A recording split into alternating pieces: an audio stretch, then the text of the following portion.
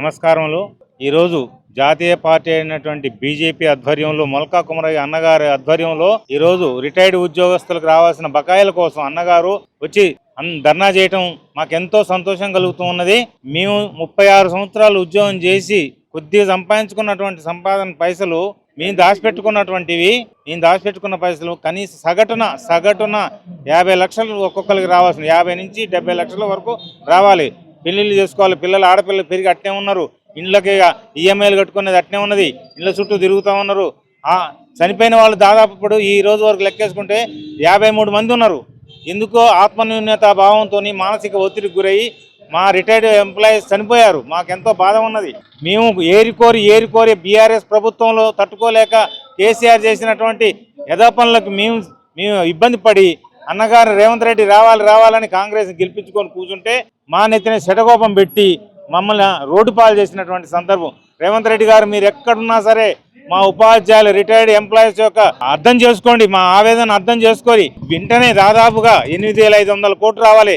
ఇదే జాతీయ పార్టీ అయినటువంటి బీజేపీ ఆధ్వర్యంలో ఇదే మొలకా కుమరయ్య అన్నం తీసుకొని ఢిల్లీ పోయి నరేంద్ర మోడీ గారి దగ్గర డబ్బులు తెచ్చుకొని మాకు ఇచ్చే ఏర్పాటు చేస్తే మీకు ఎంతో పుణ్యం ఉంటుంది కదా. ఎందుకు గెలిపించుకొని ఏం చేస్తాను నెత్తిన పెట్టుకున్నాం. మీకు తెలియదా? మీకు తెలిసినా కూడా నిమ్మక నేను ఎత్తినట్టు ఉన్నారు. సీఎం గారు రేవంత్ అన్న నువ్వు తలుసుకుంటే ఎంతసేపు 5 నిమిషాల్లో ఒక రోజులో పని పూర్తి చేస్తావు.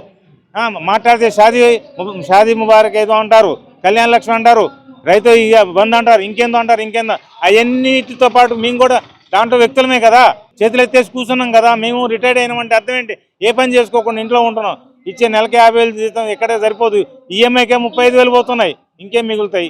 దయచేసి ఈ రోజున బీజేపీ చేసేటువంటి ధర్నాలో మేమందరం 33 జిల్లాల నుంచి వచ్చి ఇక్కడ అన్నగారికి మా బీజేపీ పార్టీ తరఫున అందరికీ కూడా మేము శాయశక్తుల ప్రయత్నం చేస్తాం.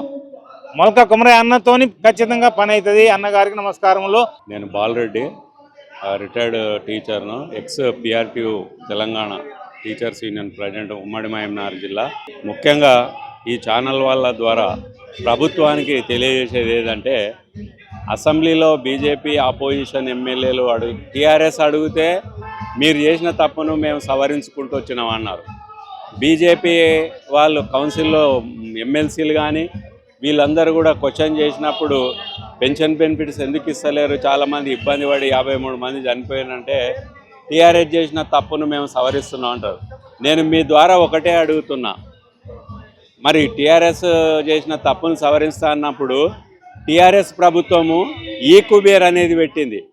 ఒకప్పుడు ఏ విధంగా ఉండంటే, ఏ డిపార్ట్మెంట్కి ఆ డిపార్ట్మెంట్కి మేజర్ హెడ్కు బడ్జెట్ కేటాయించి ఆ బడ్జెట్ను ముట్టేవాళ్ళు కాదు. ఆ బడ్జెట్ను ముట్టకుండా ఎవరి జీతాలు వాళ్ళకు వచ్చి మార్చిలో బడ్జెట్ ఫైనాన్షియల్ ఇయర్లో మిగిలిపోయిన డబ్బును వాపసు తెచ్చి వాళ్ళ ప్రాధాన్యత దానికి డిస్ట్రిబ్యూట్ చేసుకునేవాళ్ళు. ఆ దాన్ని టీఆర్ఎస్ రద్దు చేసింది. వీళ్ళు కొనసాగిస్తున్నారు. ఈ కుబేరు తీసేస్తే ఏమవుతుందంటే, ఎవరి హెడ్కు వాళ్ళకు చార్లీస్ పోతాయి, ఎవరి పెన్షన్ వాళ్ళని ముట్టకుండా ఉంటారు. మరి అన్ని తీసేసిన వాళ్ళు కాంగ్రెస్ వాళ్ళు ఈ కుబేరుని ఎందుకు తీసేస్తలేరు? టీఆర్ఎస్ పెట్టిన ప్రతిదీ తీసేసినారు. మరి ఈ కుబేరు కూడా తీసేస్తే మంచిగా ఉంటుంది. ఈ కుబేరు వల్ల ఏమైంది అంటే, 50 రూపాయలు గ్రామ పంచాయతీ అటెండర్కు రావాలన్నా కూడా సెక్రటరేట్ ఆర్థిక మంత్రితోనికి రావాల్సిన పరిస్థితి తెచ్చిండ్రు. అధికారాలను వికేంద్రీకరిస్తున్నారు కానీ ఇక్కడ అన్నీ కేంద్రీకరించబడి మొత్తము అవినీతి మొత్తం ఒకని చేతులకే చేసుకునేటట్లు ఏర్పాటు చేసిండ్రు. టీఆర్ఎస్ చేసిన దాన్ని కాంగ్రెస్ వాళ్ళు ఇంకా ఎక్కువ కొనసాగిస్తున్నారు అనేది ఈ సందర్భంగా నేను తెలియజేస్తున్నా. మరి ఈ కుబేరు తీసేసి ఏ హెడ్కు ఆ హెడ్ బడ్జెట్ను కేటాయిస్తే ఈ ఇబ్బందులు ఉండవు అనేది కూడా మీ ఛానల్ ద్వారా తెలియజేస్తున్నా. ఈ బీజేపీ వాళ్ళు ఎన్నడూ చేయాల్సింది ఇది ధర్నా.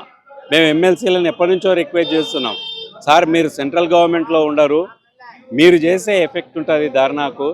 మిగతా ఎవరు చేసినా కూడా ధర్నాకు ఎఫెక్ట్ ఉండదు. మిగతా వాళ్ళందరూ కూడా ప్రభుత్వానికి తొత్తులై ఉన్నారు. వాళ్ళను మొత్తాన్ని యూనియన్స్ను కూడా ఖరీదు చేసినారు. వాళ్ళు ఏం చేయలేని పరిస్థితులని ఇప్పటికైనా కూడా వాళ్ళు ఒప్పుకున్నందుకు అభినందనీయం. ఇంకొకటి, సెంట్రల్ గవర్నమెంట్ ఎంప్లాయీస్ మాతో పాటు రిటైర్డ్ అయిన వాళ్ళు ఎక్కువ గొప్పలు చెప్పలే. నిజంగా కూడా మోడీ సర్కారు ఎవరైతే రిటైర్డ్ అయినరో, ఈ నెల 31 రిటైర్డ్ అయితే 31 నాడు మొత్తం వాళ్ళ యొక్క బెనిఫిట్స్ అన్నీ కూడా అందజేసిన సందర్భం ఇప్పటికి కూడా నడుస్తూ ఉంది. కానీ ఇంత ధనిక రాష్ట్రం అనే రాష్ట్రాన్ని కిరణ్ కుమార్ రెడ్డి ఉన్నప్పుడు రిటైర్డ్ అయిన ఉద్యోగులు ఈ నెల ఈ 31కి రిటైర్డ్ అవుతుందంటే నెల స్టార్టింగ్లో పెన్షన్ పేపర్ పంపితే 31 నాటికి మొత్తం అకౌంట్లో డబ్బులు జమ అయ్యేవి. మరి అంత ధనిక రాష్ట్రాన్ని దివాలా తీయించిన ఘనత బీఆర్ఎస్తో పాటు కాంగ్రెస్ కూడా కొనసాగిస్తుందని ఈ సందర్భంగా తెలియజేస్తూ ఈ ధర్నా ఇప్పటికే ఆగదు, తీవ్రతరం చేస్తాము. మా యొక్క పెన్షన్ బెనిఫిట్స్ ఇవి బెనిఫిట్స్ కావు, మేము 34-35 సంవత్సరాలు చేసిన సర్వీస్కు మాకిచ్చే మా సొంత డబ్బును ఇవ్వాల్సిందిగా ఈ సందర్భంగా కోరుతున్నాం.